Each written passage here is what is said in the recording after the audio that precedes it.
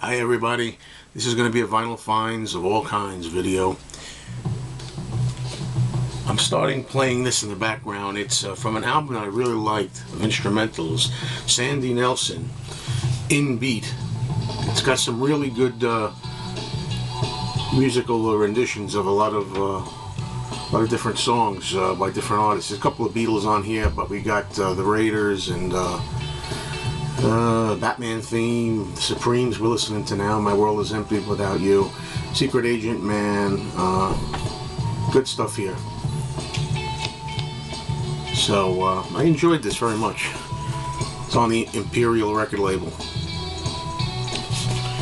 Now, this next item was something that I thought originally when I found it yesterday was going to be a big deal. I thought I found a real piece of rare gold. Turns out it's not rare, and it took the wind out of my sails a little bit, but I'll get into that as we go. I'm going to open this up before we do. I went to another record store, and I found this in the new arrivals bin. It's Joan Jett, The First Sessions.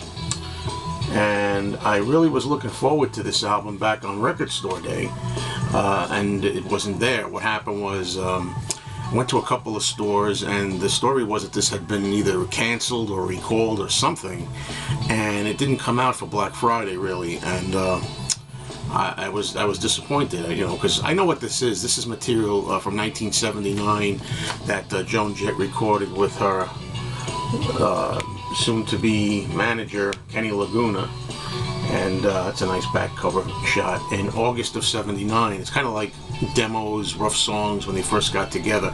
This was released on a CD called 1979, and I really like that. I already have that in my collection, but to have this on vinyl would have really been cool. But let me get to the story of this. What happened was I asked around. Apparently this didn't make it for Record Store Day, and when I saw this in the bins yesterday, I thought maybe there was one copy that snuck out or something. Maybe it was recalled and this is going to be rare. Well, I've since found out by looking online that this particular album is all over the place. This is not rare by any means, but it's got some really cool vinyl design on it, colored vinyl, and it's in good shape for once. A lot of times when you buy a new release, you know, it's warped or wavy or something. This is in good shape. I played it already all the way through, and it's really cool seeing this design. You can see the edges there, the way it goes off. Seeing this spin around is pretty awesome, as they say.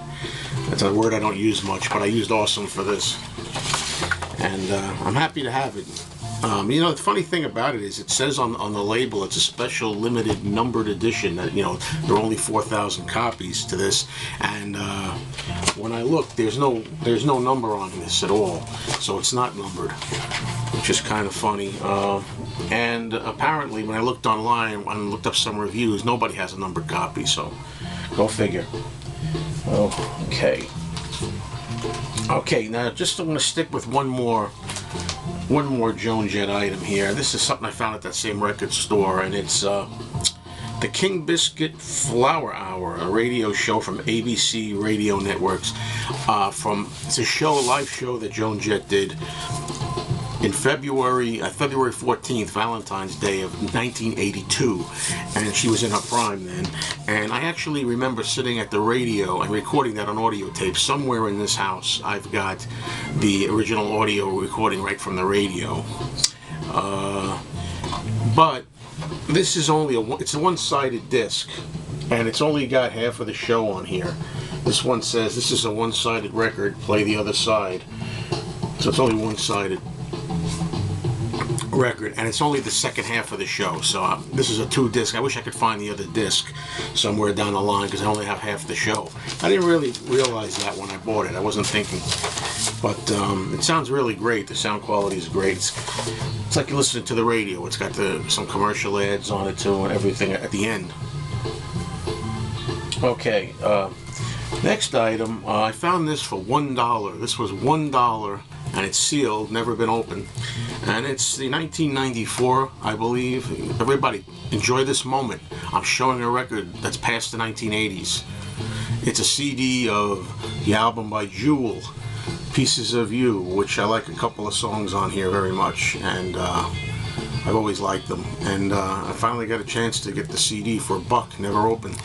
CDs are right now are on the decline, so this is a chance to pounce and get CDs affordably, right? I'm sure they'll have their renaissance one day too when they come back. Here's a Nancy Sinatra album, and you know, this shrink wrap is nice. The shrink wrap, the outer resealable sleeves are very nice, but when it comes to glare, it's really hard to get a good shot. Nancy in London. It's on the Reprise label, and I won't open it up. It's got the resealable flap on it. Okay, I got an Elvis item for anybody who's an Elvis fan that's watching.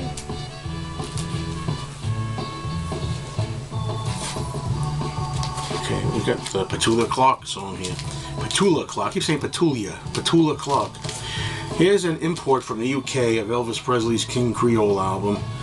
I must have this album a dozen times by now. I think I got an Israeli press or something. I've got all kinds of pressings. This is my favorite Elvis movie, and it's also, I'm going to open this one up. It's my favorite Elvis movie. I like the soundtrack too. Let's just see for a moment here what the label looks like. Oh, it's the black RCA with the block letters. Very flimsy record, that kind of Dynaflex feeling to it. Okay, looking ahead, got another album by Johnny Cash this time. You know, Johnny Cash, I've been liking a lot of the stuff I've been hearing from him, but there's a hit and miss, I've learned, you know, too. This one I just bought blind. I don't know what it sounds like. You know, Now There Was a Song, which is a nice cover.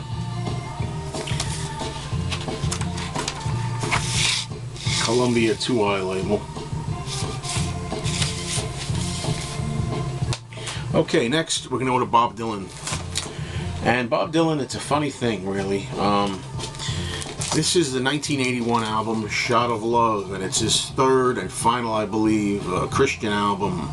I remember buying this in 1981, and I liked a couple of tracks off it, and I never had it again since, but this one I pounced on it because it was in the shrink wrap and in nice shape. Now, it's funny about Bob Dylan because I'm actually currently in the process of culling my Bob Dylan collection. I decided that Bob Dylan is an artist, although I love a lot of his stuff, especially the 60s. I decided I'm not going to keep everything by Bob Dylan, so I'm going to go through the collection and probably cull out a lot of it. And I made a video recently where I overrated the Blonde on Blonde album. You know, that's one album actually that I have here. I think I'm going to keep that one. I mean, out of all the albums I did in that overrated video, the Blonde on Blonde album is one I think I was a little too harsh on. I mean, there's enough good songs on it. I just thought it was a little long, you know, for, one album. But anyway, so why do I have Shot of Love? You would think this would be one of the ones that somebody would siphon off. I mean, I think I'm going to unload the one before this, the album called Saved from 1980. So you might want to ask me why I'm doing this. Let's see how I do. I haven't decided yet how much Dylan I'm going to unload. To tell you the truth, I've never played the 1980 Saved album, so I really don't even know if I like it. I should play it. I'm going to play it before I think about parting with it. That's stupid not to do that. I showed this in another video briefly. This might be a bootleg. It's another Bob Dylan. I'm not really sure. This is his first Christian album, and I love this album. This is one of my all-time favorite Bob Dylan albums. In a lot of ways, it was my introduction to Bob Dylan. I had a friend at the time that was a real Dylan head, and he played this album for me, and I really got into the song Gotta Serve Somebody. I like the rhyming in it, the words, and then I love the rest of the album. This looks like it's a Russian album, but I'm pretty sure this is just a bootleg, but it could be wrong. I don't know. The label is kind of weird, you know.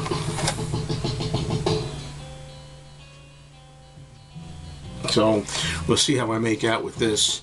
I don't think every track is on here. I haven't really tried. I think there's tracks missing from here. There's only 8 tracks on here, and offhand I don't know how many are on the original album. Okay, these last two items I showed briefly in another video too, but I'll show them more fully.